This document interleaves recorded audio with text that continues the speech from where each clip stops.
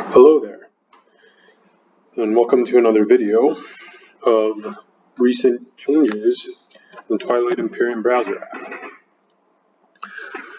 So today's video is going to be about a change that was recently made to the user interface.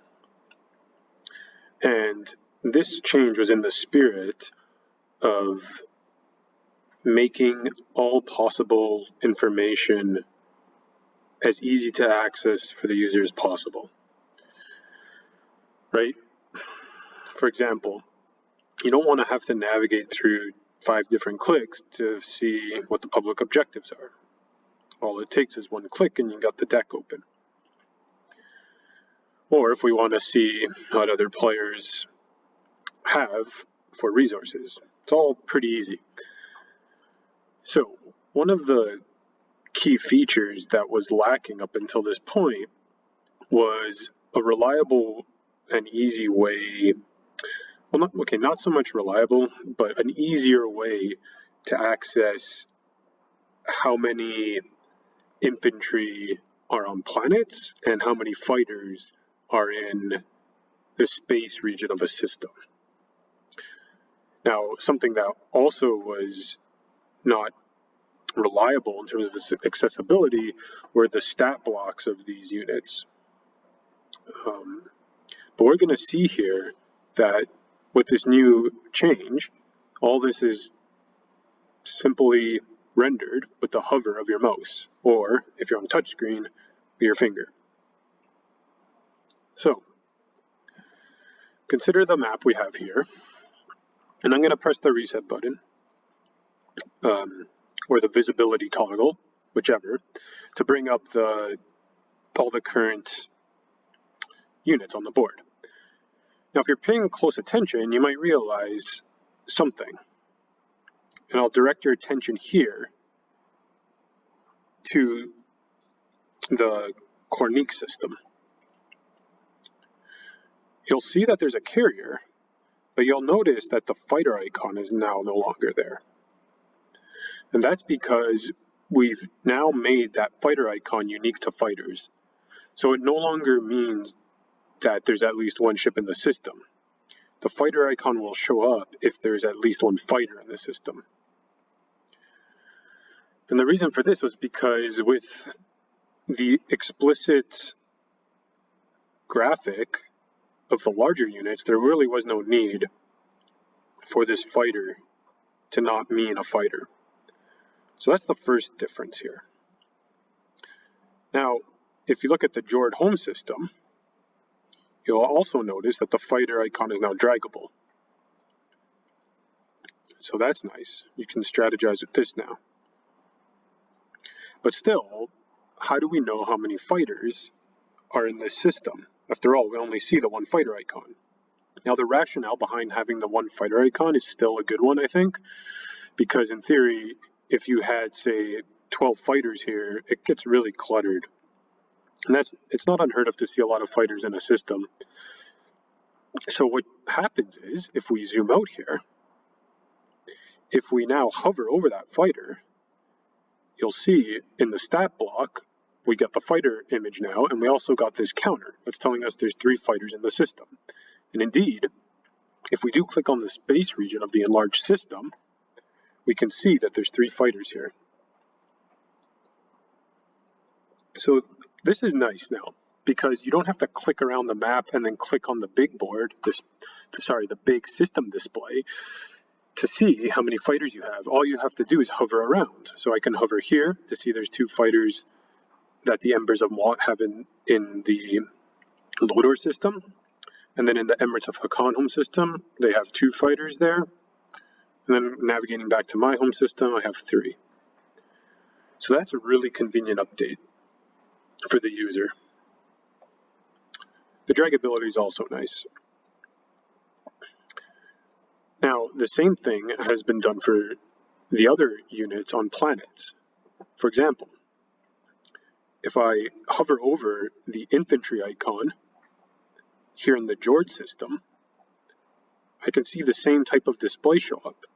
I have 3 fighters on Jord. And I can do that for all other planets around the map. So in Lodor, there's 2.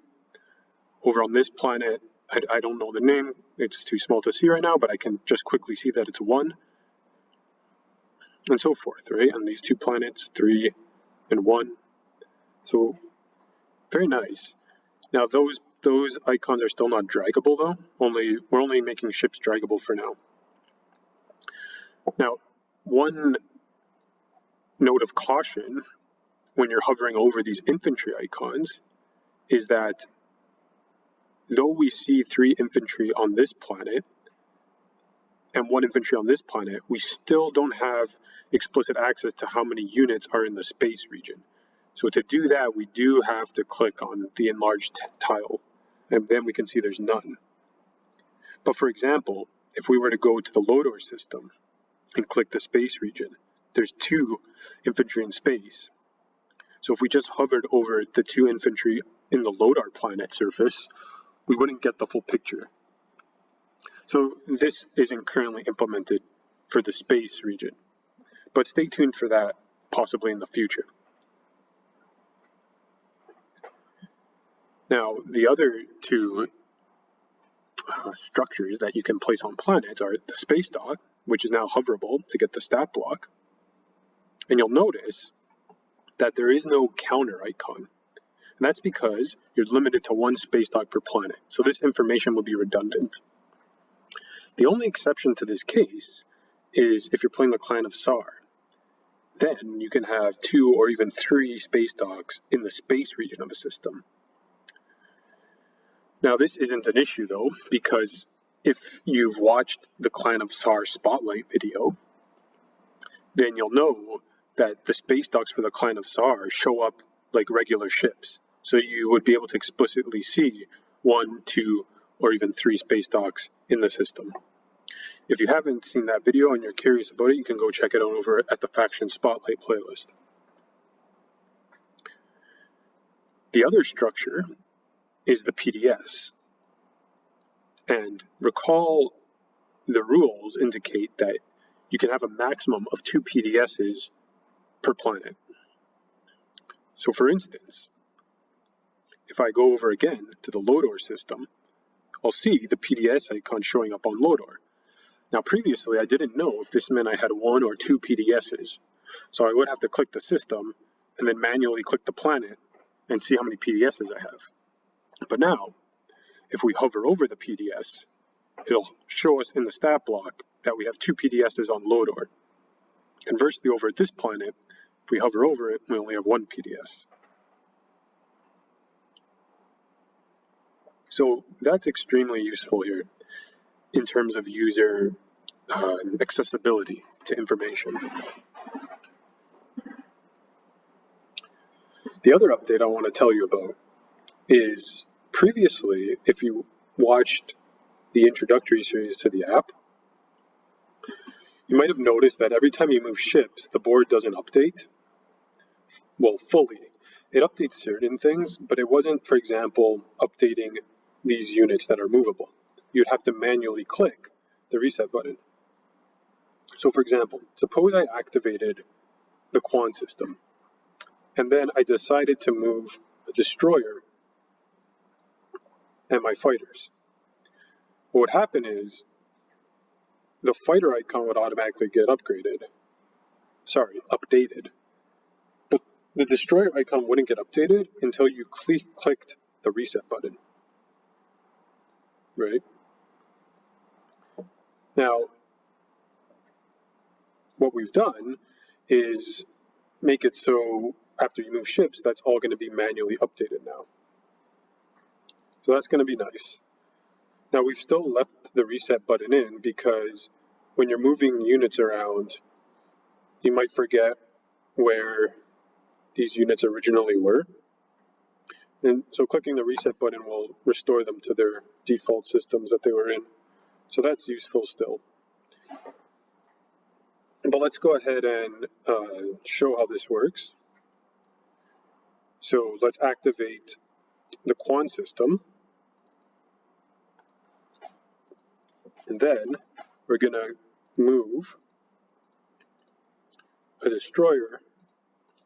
Sorry, I have to pass on the ability round first. Then we'll move a destroyer and 3 fighters. So when we confirm, we should see this fighter icon go to here, and this destroyer icon go to here. So let's see that when we confirm, keeping an eye on the board.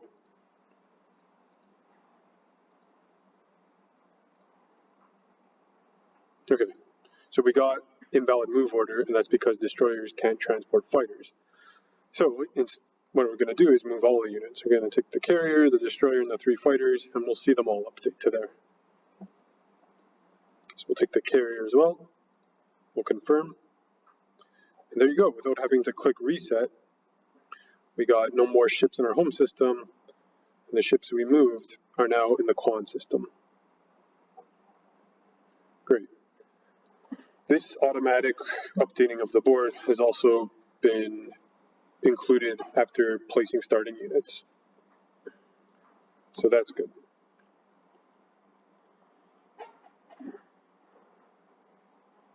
Now, there's probably a few spots still needing automatic updating, like action cards that can produce units, but we'll get to that at some point. But for now, this is the main components here of automatic updating and accessibility upon hovering of how many fighters you have, infantry you might have, space docks, PDSs, all there. And yeah, so the fighter icon now will mean fighters, which is good, I think.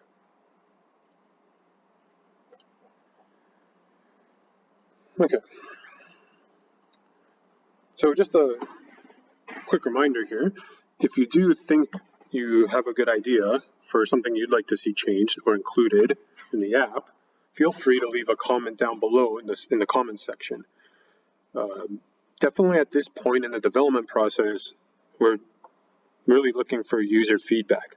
So, you might not be able to play test the app, but as you're seeing me go through these videos, maybe you have thought of something that we haven't, and that would be really valuable to us. So don't be afraid. Even if you think it's not a good idea or something, you never know what it could lead to. So yeah, just wanted to put that out there. I will be updating the app intro. I'll be leaving a comment, I think in the first video, or the second video, with a link to this one that shows the update to the user interface. Because as I explained in the app intro, I say that this fighter represents something now that it doesn't, right? I'll leave a link to update that video. But for now, that's going to be it. So hope you enjoyed it. Hope you liked the new updates. And yeah, we'll see you next time. Take care.